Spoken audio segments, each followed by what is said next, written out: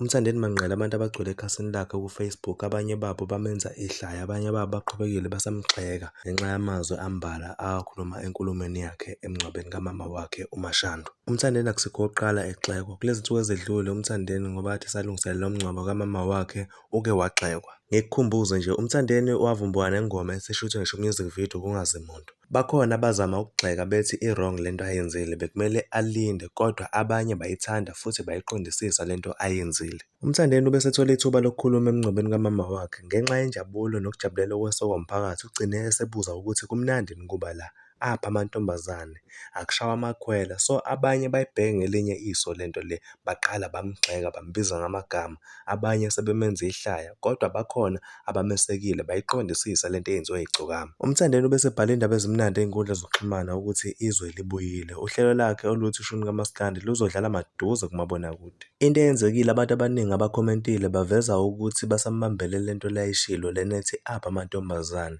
Abanye benza ngakho ihlaya, abanye bayazama ukumdodisa uMthandeni, kodwa abanye bayabhuqa.